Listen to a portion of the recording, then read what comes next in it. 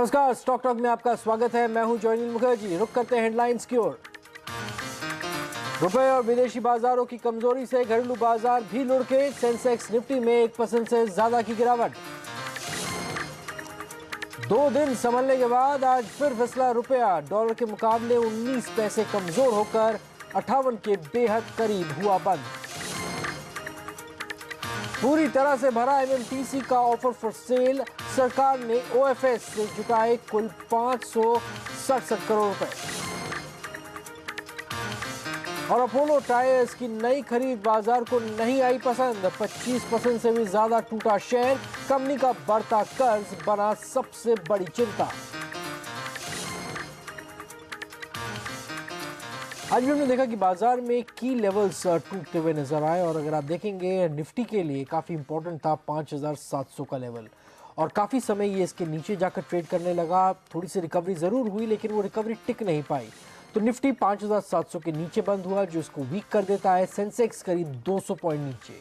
अगर आप देखेंगे ऑटो शेयरों में आज काफी अनवाइंडिंग थी। तो 4 व्हीलर्स में टाटा मोटर्स, ऑटो अगर आप देखेंगे 2 व्हीलर्स में बजाज ऑटो कमजोरी दिखा रहे थे। तो इंटरेस्ट सेंसिटिव्स में ही रहते हुए बैंक्स ने भी काफी कमजोरी दिखाई, खासकर पंजाब नेशनल बैंक जैसे स्टॉक्स।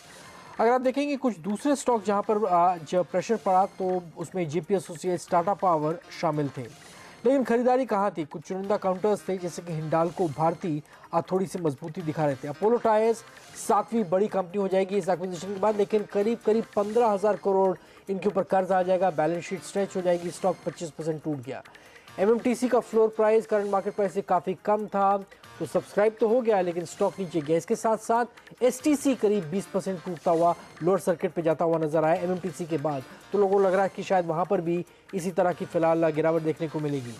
साथ ही अगर आप देखेंगे सन टीवी, एक और स्टॉक जो काफी ज्यादा कमजोरी दिखा रहा था, फिलहाल बंद होते होते अंतिम लम्हों में इसमें हमने काफी ज्यादा बिकवाली होते हुए देखी।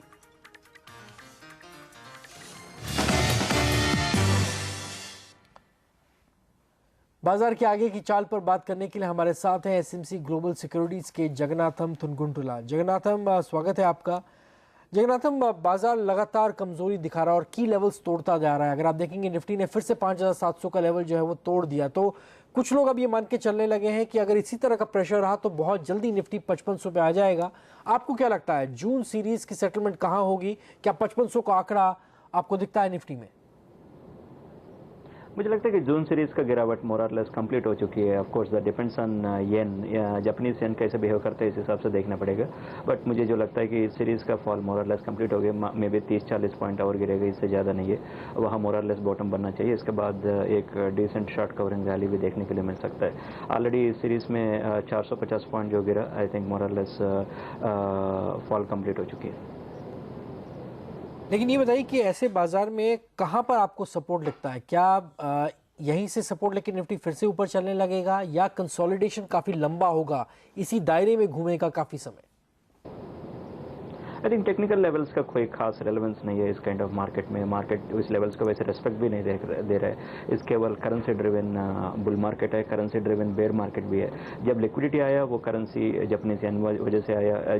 जब लिक्विडिटी बाहर जा रहा है, जब वो भी जापानीज येन स्ट्रांग होने की वजह से हो रहा है। So it just liquidity, currency driven liquidity rally और फॉल। इससे बियॉन्ड इसको देखना नहीं चाहिए। आई थिंक टेक्निकल लेवल्स देख के उसको एक्सपेक्ट नहीं करना चाहिए और रेस्पेक्ट देगी मार्केट। क्योंकि जब ग्लोबल प्लेयर्स एफआईएस निकलना चाहते हैं, वो लेवल्स देख के नहीं निकलते। वो हर एक लेवल पे रूथलेसली सेलिंग करके निकलते हैं। अगर एज्यूमिंग येन ऑलरेडी डिसेंटली स्ट्रांग हो गया, अगर 94 के आसपास ऑलरेडी पहुंच गया येन, मुझे लगता है कि इस हिसाब से देखें तो इंडियन मार्केट के एटलीस्ट जून सीरीज के हिसाब से फॉल मोर और लेस कंप्लीट लगता है। साथ ही अब देख लेते हैं कि बाजार पर दूसरे जानकार क्या कॉल दे रहे हैं। I would feel that 5100 looks very difficult. Can the market go to 54, 5500 in the wake of this global volatility? It is entirely possible. I think the volatility is going to increase tremendously, and that is exactly what has happened. And I think this volatility is here to stay, because one day you will talk that quantitative easing is very good for the market globally. The other day you will talk that all amount of money which came in emerging market is likely to go, and this will cause a lot of volatility. अब क्योंकि valuation reasonable हो गए हैं, फिर से attractive हो गए हैं विदेशी मुद्रा आई है और अभी कोई ऐसा थमाव नहीं देखा है, हमने थमना नहीं देखा है और इसीलिए एक अपसाइड की स्थिति बनती है। इकोनॉमिक फंडामेंटल्स जो थे, जो चिंता के विषय बने हुए हैं वो हैं। जैसे कि मैंने कहा, करेंसी एक बहुत बड़ा चिंता का विषय बना रहता है, बट उसमें भी मैं नहीं सोचती कि एक बहुत शार्प डिप्रिसिएशन आना चाहिए, जबकि डिप्रिसिएशन का ही माहौल बना रहेगा। सेक्टर्स अभी तो वही अच्छे लगते हैं जिन पे करेंसी डिप्रिसिएशन का फायदा है, फार्मा, आईटी वगैरह। आईटी पे ऑफकोर्स एक बहुत बड़ा ओवरहैंग है यूएस बिल का, बट उसके अलावा भी अच्छा ही लगता है। वैल्यूएशन स्थिर रहे हैं आईटी कंपनीज के। पीएसयू बैंक्स अट्रैक्टिव लगते हैं, बट बहुत लाइट बढ़ाना पड़ेगा। सकती पीएसयू बैंक्स में एक लॉन्ग टर्म प्ले होगा। जो सेक्टर्स में परेशानी बनी रहेगी वो ऑब्वियसली ऑटो सेक्टर है, कैपिटल गुड्स है, इंफ्रास्ट्रक्चर है। आपको शेयरों की बात करते हैं जो आज फोकस में रहे। अपोलो टायर्स ये फोकस में रहा। नई खरीद बाजार को पसंद नहीं आई। अपोलो टायर्स का शेयर करीब 25% नीचे चला गया। अगर आप देखेंगे बाजार को कंपनी के बढ़ते कर्ज की अब चिंता है। अपोलो टायर्स ने कल ही अमेरिकी टायर कंपनी कूपर को 14,500 करोड़ में खरीदा है। ये पूरा सौदा कैश में होने वाला है। कंपनी पैसा जुटाने के लिए $2.5 अरब का कर्ज लेगी। इसके लिए अपोलो टायर्स 7 से 8 साल के बॉन्ड जारी करेगी। यही बाजार की सबसे बड़ी चिंता है और इसी वजह से इस पे हमने इतना दबाव देखा। तो जगन्नाथम, अपोलो टायर्स में क्या अब भी आपको गिरावट दिखती है यहाँ से, या अब लगता है कि कुछ हद तक डिस्काउंट हो गया है जो इतनी बड़ी एक्विजिशन करने वाले हैं? ना, और गिरावट क्लियरली है क्योंकि कंपनी उनके कैपेसिटी से बड़ा कंपनी एक्विजिशन कर रहे हैं। क्योंकि 3,000 करोड़ की कंपनी 14,000 करोड़ की कंपनी खरीदना मुझे लगता है कि एक रॉन्ग स्ट्रेटजी साबित हो सकती है। उनके कैपेसिटी के बियॉन्ड खरीदारी के लिए कोशिश कर रहे हैं। हम पिछले भी बहुत इंडियन कंपनीज को देखा, जब सुजलान आरी पावर को जो खरीदा, हिंदाल्को, नोवेलिस को खरीदा, टाटा स्टील कोरस को खरीदा, कोई भी एक भी फॉरेन एक्विजिशन ठीक ठाक रिजल्ट नहीं दे पाया उनके। अगर टाटा काइंड ऑफ ग्रुप जब कोरस और जागुआर लैंड रोवर के एक्विजिशन हुआ, वो डेट के प्रेशर जैसा हिला, उस हिसाब से देखे तो मुझे लगता है अपोलो टायर्स और दबाव में आएंगे। मुझे समहाउ लगता है कि they are trying to eat more than they can digest. उनके डाइजेस्ट कैपेसिटी के ज़्यादा खाने की कोशिश में है। मुझे लगता है कि एक गलत एक्विजिशन साबित हो सकता है। ऑलराइट, इसके साथ साथ सरकारी ट्रेडिंग कंपनी एमएमटीसी का ऑफर फॉर सेल पूरा भर गया है। इसके लिए करीब 1.5 गुना बोलियां आई। इस इशू का अगर आप देखेंगे इंडिकेटिव प्राइस 60 रुपये 86 पैसे आया है। सरकार ने इसका फ्लोर प्राइस 60 रुपये तय किया था। एमएमटीसी के इस ऑफर फॉर सेल से सरकार ने कुल 567 करोड़ रुपए जुटाए हैं। सरकार ने एमएमटीसी के ओएफएस का फ्लोर प्राइस 70% डिस्काउंट पर रखा था, जिसकी वजह से अब इसका शेयर लोअर सर्किट पर आ गया है। तो क्या इसका ये मतलब है कि ये और कमजोरी दिखाएगा? और इसका एसटीसी पर क्या मतलब है? स्टेट ट्रेडिंग कॉर्पोरेशन भी 20% के लोअर सर्किट पे था, तो इन दोनों में अब क्या इसी तरह के लोअर सर्किट लगते रहेंगे? मुझे लगता है कि एमएमटीसी इजिली 50 रुपये के आसपास पहुंच जाएगी। और अगर याद रखना पड़ेगा कि कंपनी का ईपीएस 50 पैसा है, तो इस हिसाब से देखें तो कंपनी का प्राइस की इस हिसाब से देखना पड़ेगा। जो 200 रुपये का शेयर प्राइस लेवल है उसका रिलेवेंस ही नहीं है, क्योंकि इतना लो फ्लोट के ऊपर जो प्राइस है रिलेवेंस नहीं है। तो मुझे लगता है कि लोअर सर्किट करते करते 50 रुपये के आसपास एमएमटीसी पहुँचना चाहिए। एसटीसी भी मुझे लगता है कि बहुत डाउन साइड अभी बाकी है, कोई बड़ी बात नहीं अगर 25-30 रुपये लेवल तक वो भी फिसल जाए, क्योंकि अगर इनके ईपीएस के कैपेसिटी के हिसाब से देखें तो वैल्यूएशन सर वेरी है, क्योंकि उनका जो फ्लोट है बहुत कम है, इसलिए जो मार्केट प्राइस को इंडिकेटिव प्राइस नहीं लेना चाहिए। साथ ही हमने देखा कि कुछ हद तक एक और स्टॉक जो फोकस में था वो है सन टीवी। अचानक हमने इसमें बहुत ज़्यादा कमजोरी आते हुए देखी है। कुछ बातें हो रही थी कि शायद सीबीआई की तरफ से भी कुछ निकल कर आ सकता है, लेकिन किसी चीज़ की पुष्टि नहीं हुई। लेकिन अचानक स्टॉक टूट गया 13-14%। क्या करना चाहिए इसमें? सन टीवी पॉलिटिकल इक्वेशन हमेशा बने रहेगा। जब तक कंपनी है तब तक कुछ ना कुछ पॉलिटिकल एंगल और इन्वेस्टिगेशन वगैरह कुछ ना कुछ होता रहेगा।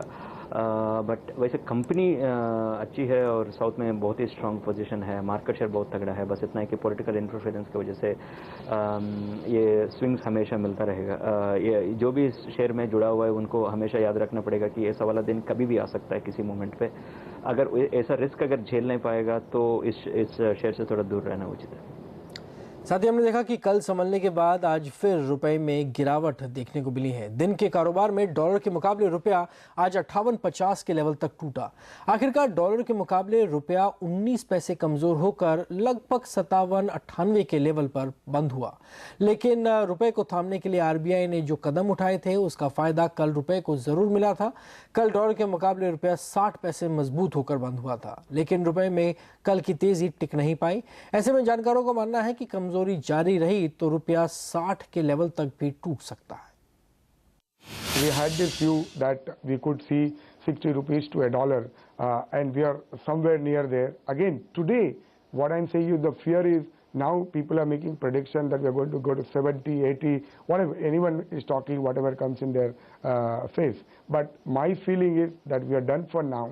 It is very unlikely and I'll be very, very surprised that we decisively cross the 60, 61 level unless and until there is something really globally which gets messed up. Looking from a stock bottom-up perspective, you will find opportunities in the market and you will find people and businesses and companies which are not impacted by the rupee swing. हालांकि वित्त मंत्री P Chidambaram ने एक बार फिर दोहराया कि रुपए में आ रही गिरावट से घबराने की जरूरत नहीं है। उन्होंने भरोसा भी दिलाया है कि रुपए में उतार चढ़ाव को रोकने के लिए जरूरी कदम उठाए जा रहे हैं। The rupee will find its level, and it's quite possible that the rupee will regain some of the losses it has suffered in the last few days.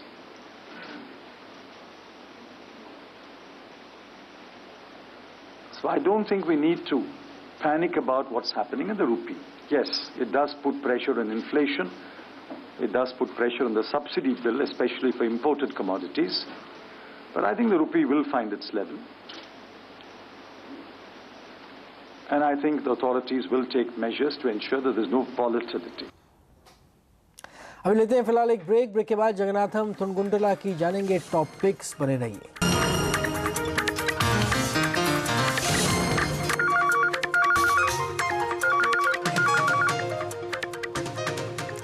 Nifty में क्या हो आपकी स्ट्रैटेजी, आइए देख लेते हैं। manasjaiswal.com के मानस जायसवाल को लगता है कि निफ्टी को खरीदना चाहिए और 5750 का आपको टारगेट मिल सकता है। हालांकि स्टॉप लॉस पे भी आप नजर रखें। श्रीकांत शेट्टी को लगता है कि फिलहाल निफ्टी को खरीदना चाहिए, टारगेट 5740 का, स्टॉप लॉस 5675 पे लगाए।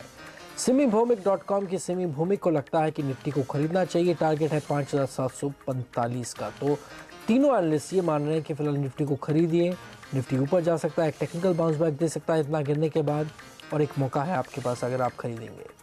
लेकिन आइए जानते हैं जगन्नाथम से कि किन शेयरों में लंबे वक्त के लिए पैसे लगाकर आप कर सकते हैं शानदार मुनाफा।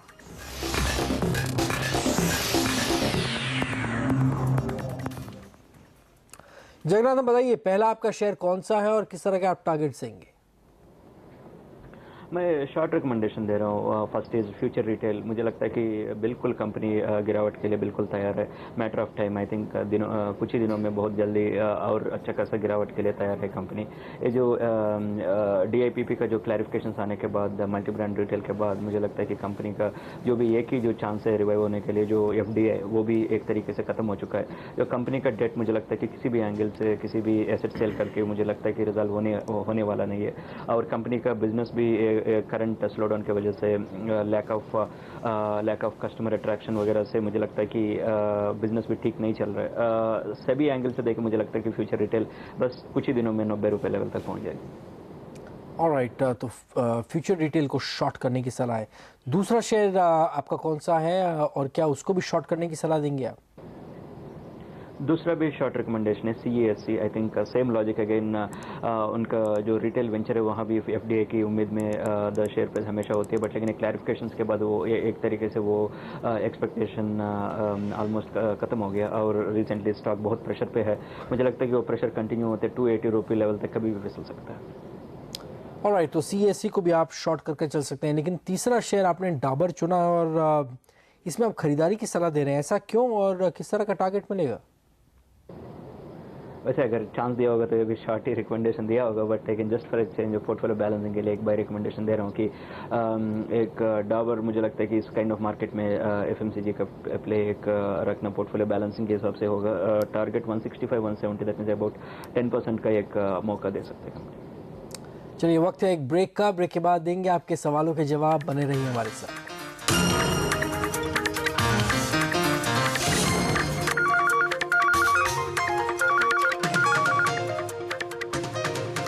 स्टॉक टॉक में अब हम लेंगे दर्शकों के सवालों के जवाब, और उनके जवाब देने के लिए हमारे साथ बने हुए हैं एसएमसी ग्लोबल सिक्योरिटीज के जगन्नाथम तुनकुंटेला।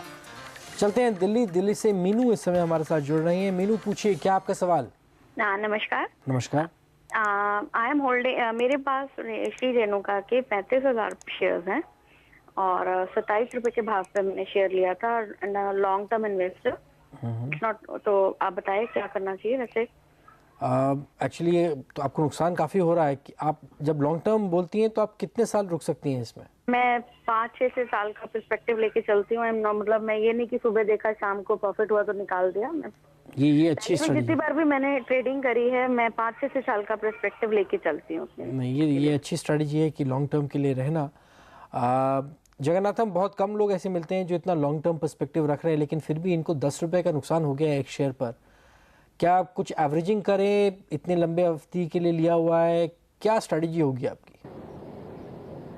5 साल के रुकने की सोच सही है, बट लेकिन स्टॉक गलत है। मुझे लगता है कि 5 साल के लिए रुकना चाहिए। अगर इंडिया ग्रोथ स्टोरी, इंडिया जितना बढ़ेगी आने वाले 5 साल में, उसमें श्री रेणुका क्यों चुनना है? एक शुगर कंपनी जिसे साइक्लिकल कंपनी, वो साइकिल्स के हिसाब से चलने वाले जो इंडस्ट्री में आपको लॉन्ग टर्म बेट करने की लॉजिक ही नहीं है, क्योंकि जनरली शुगर एक वन वे रैली देने वाली इंडस्ट्री तो है ही नहीं। सो इस हिसाब से देखें तो स्टॉक बहुत गलत है। शायद सोच सही है। अगर 5 साल की उम्मीद है, मुझे लगता है कि आप कोई भी बैंक खरीद लीजिए, mid cap bank, city union bank खरीद लीजिए, अच्छे खासा डिविडेंड मिलता रहेगा। या इवन वैल्यूएशन के हिसाब से कोई पीएसयू बैंक भी देख सकते हैं। या अगर कोई माइनिंग कंपनी देख, एनएमडीसी बहुत बीट एंड डाउन है। अगर 5 साल की उम्मीद है तो कोई बड़ी बात नहीं है, उसे अगर 4 गुना स्टॉक हो जाए, क्योंकि बहुत ही अच्छे वैल्यूएशन पे। सोच सही है, स्टॉक गलत है। ऑलराइट, तो कुछ स्विच करने की अगर सलाह होगी तो कहाँ जाएंगे फिलहाल? आई थिंक मुझे लगता है सिटी यूनियन बैंक सोच सकते हैं, या आईडीएफसी एक डिसेंट बेट लग रहा है। अगर 5 साल गए तो मुझे लगता है कि रिलायंस इंडस्ट्रीज भी देख सकते हैं। 780 एक्सीलेंट लेवल लग रही है। एक बार अगर गवर्नमेंट अगर गैस प्राइसिंग एडिशन ले लिया और KG-D6 में अगर गैस आना बढ़ गया, कोई बड़ी बात नहीं। अगर यहाँ से स्टॉक अगर 3 गुना 4 गुना हो जाए अगर आने वाले 5 साल में। ऑलराइट, तो 5 सालों का नज़रिया है तो आपके पास कई सारे ऑप्शन हैं, और रिलायंस इंडस्ट्री पर भी आप नज़र रख सकते हैं। बहुत शानदार मुनाफा आपको 5 सालों में इसमें मिल सकता है, ऐसा जगन्नाथम फिलहाल कह रहे हैं। दिल्ली से दीपक गोयल अब हमारे साथ जुड़े हैं। दीपक जी, पूछिए क्या आपका सवाल। नमस्कार जी। नमस्कार। सर, मेरे पास 100 शेयर्स हैं STC इंडिया के, okay, state trading corporation of India के, at the rate of 283। What should I do? ये तो बहुत ऊपर आपने लिया था। आपने स्टॉप लॉस भी नहीं लगाया था इसमें? नहीं, स्टॉप लॉस कोई नहीं लगाया। क्या करें? ये कई सारे शेयर ऐसे हैं जो अपने वैल्यूएशन से ऊपर ट्रेड कर रहे थे जगन्नाथम, और अब इनकी खरीदारी बहुत ऊपर की है। क्या करना चाहिए? ऑलमोस्ट अगर आप 10 साल पे रुके तो मुझे नहीं लगता कि उस लेवल फिर पहुंचेगा। I think almost that is ruled out. मुझे लगता है कि अगर वैल्यूएशन के हिसाब से देखें तो यहाँ से भी एटलीस्ट 50-60% गिरने की बिल्कुल तैयार है। जो 20% लोअर सर्किट, मुझे लगता है कि अगर 2-3 दिन अगर ऐसा गिरावट हो सकती है। जो अब जो डाइवेस्टमेंट जो प्रोग्राम जो चल रहे हैं और मिनिमम पब्लिक शेयर होल्डर नाम, एक तरीके से ये सब प्रोसेस इसीलिए है कि जो लो पब्लिक फ्लोट की वजह से हाई वैल्यूएशन पे जो चलने वाले जो कंपनीज है, उस सब कंपनीज को फेयर वैल्यूएशन जोन में लाने के लिए 283 इस कंपनी में नहीं आ रहे, जैसे that is just ruled out. Okay, ये बताइए कि अब हमारे पास एक SMS आया है फिलहाल सरोज दास का, इस समय दिल्ली से, और अपोलो टायर्स के बारे में ही सवाल है। 131 फिलहाल इनके पास शेयर हैं और इन्होंने करीब करीब 90 के भाव पे लिए हुए हैं। क्या करना चाहिए? अपोलो पे हमने बात भी की, स्टॉक काफ़ी नीचे आ गया है। क्या इनको इमीडिएटली निकल जाना चाहिए इससे, या आपको लगता है कि थोड़ा एवरेज करें तो कॉस्ट प्राइस कम हो जाए? नो, और डाउन साइड जरूर है। जो मैं पहले भी कह रहा था, 3000 करोड़ कंपनी अगर जाके 14,000 करोड़ की कंपनी खरीदती है तो नेचुरली प्रेशर बढ़ेगा ही। आई थिंक इस कंपनी का स्टॉक अगर वापस आना है एक ही चीज़ में हो सकता है, अगर किसी रीज़न से वो एक्विजिशन कैंसिल हो जाए, अगर वो डील कैंसिल हो जाए, शायद ये सब जो गिरावट है फिर एक बार टेक्निकल बाउंस हो सकता है। बट लेकिन अगर एक्विजिशन की तरफ अगर कंपनी बढ़ना चाहते हैं, मुझे लगता है कि 3-4 साल हो, इंटीग्रेशन में कोई प्रॉब्लम ना हो, एक्विजिशन ठीक ठाक से चले, ये सब होना चाहिए। अदरवाइज एक छोटे कंपनी जाके बड़े कंपनी को खरीद लिया, वो एक्विजिशन ठीक नहीं हुआ, एक छोटे कंपनी वैसे प्रेशर में होना नेचुरल बात है। चलिए, बहुत बहुत धन्यवाद आपका आज हमसे बात करने के लिए। कोई disclosures? SMC financial services company कोई ना कोई पोर्टफोलियो पोजीशन और क्लाइंट एडवाइस होता ही है। धन्यवाद आज हमसे बात करने के लिए।